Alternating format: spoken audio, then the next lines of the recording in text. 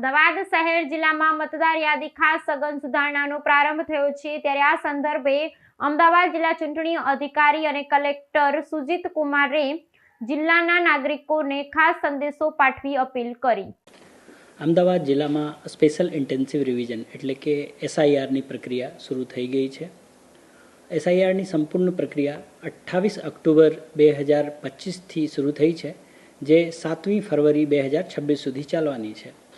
28 October 2025થી આપને enumeration ફોર્મ્સની printing, બીએલઓઝની તાલીમ અને ઇત્યાદિ જે પ્રિલિમિનરી વર્ક કરવામાં આવ્યું છે। આ સમગ્ર એસઆઈઆર દરમિયાન અમદાવાદ જિલ્લાના ટોટલ 62,59,621 જે હયાત વોટર્સ છે, ત્યાં સુધી આપના બીએલઓ સમગ્ર પ્રક્રિયા દરમિયાન ઓછામાં ઓછું 3 વખત લોકો સુધી પહોંચશે અને ઇન્યુમરેશન ફોર્મ્સ જે પ્રિન્ટ કરવામાં આવી છે એની 2 નકલ લોકો સુધી લઈને જશે। આ સમગ્ર પ્રક્રિયા દરમિયાન ટોટલ આપના 5524 જે મતદાન મથકો છે એના માટે 5524 બીએલઓની નિમણૂક કરવામાં આવી છે। દરેક બીએલઓઝને ડિટેલમાં તાલીમ આપવામાં આવી છે। ઇલેક્શન કમિશન અને સીઓ ઓફિસ દ્વારા જે સૂચનાઓ અને માર્ગદર્શિકાઓ આપવામાં આવી છે, આ લોકોને પણ ડિટેલ સૂચના બીએલઓ સુધી પહોંચાડવામાં આવી છે। બીએલઓને જ આપને 2 નકલમાં દરેક મતદારો માટે પ્રી પ્રિન્ટેડ ફોર્મ્સ આપવામાં આવી છે અને ડોર ટુ ડોર બીએલઓ જઈને ઇન્યુમરેશન ફોર્મનું ડિસ્ટ્રીબ્યુશન શરૂ કરી દીધા છે।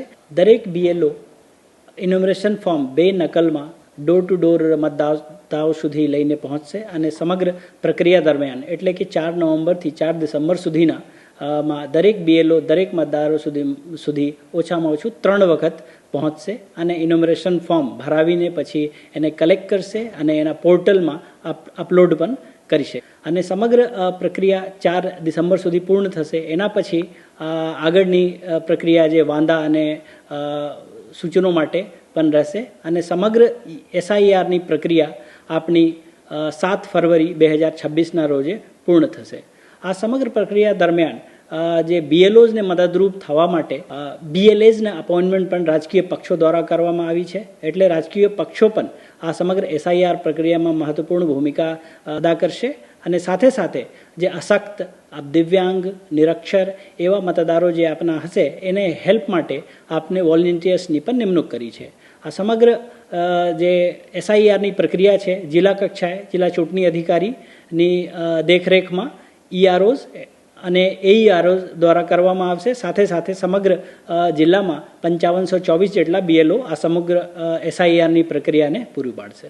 4 નવેમ્બરથી 4 ડિસેમ્બર સુધી જ્યારે ઇન્યુમરેશન ફોર્મ્સના ડિસ્ટ્રીબ્યુશન અને એને કલેક્શન કરવામાં આવશે અને બીએલઓઝ જ્યારે મતદારો સુધી પહોંચશે તે દરમિયાન મતદારોને કોઈ પણ જાતના ડોક્યુમેન્ટ સબમિટ કરવાની જરૂર રહેતી નથી।